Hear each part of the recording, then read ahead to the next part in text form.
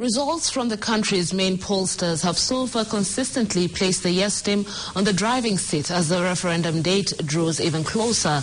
But results released today by the Infotrak and Innovate have triggered a flurry of questions, with critics wondering how results released almost simultaneously, though pointing in the same direction, could vary by such margins. Francis Gashuri sought explanations from the two pollsters.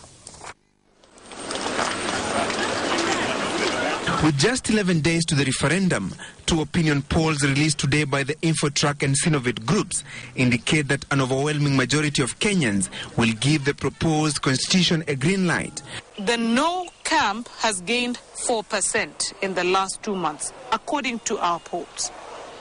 The yes camp has gained 2%. Okay?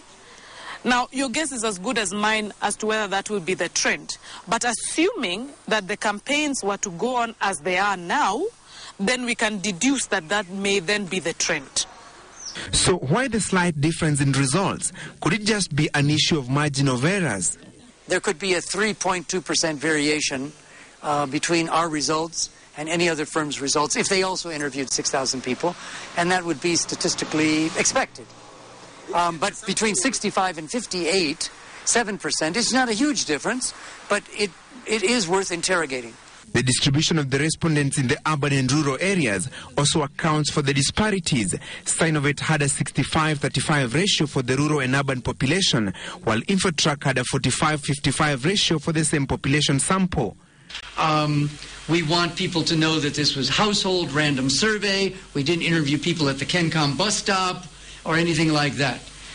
95 times out of 100 times, if we came and asked you that question, the same question we asked you when we conducted the poll, we can say with certainty that you will answer it in the same way, plus or minus 1.9. The sample size has often been a subject of debate. Critics of the polls claim that in a population of more than 20 million adults, 2,000 or 6,000 respondents cannot be representative enough. But the pollsters are of a different view. Now, we want to then determine, is this sugar sweet? Is this tea sweet? You don't have to drink the whole cup of tea. You taste it. Yeah? You take just one sip and it will tell you whether this tea is sweet. In the same breath, we only talk to a specific number of Kenyans to determine what their voting patterns would be. With the referendum campaigns gathering momentum, the pollsters predict a slight shift for either side as the undecided voters make up their minds.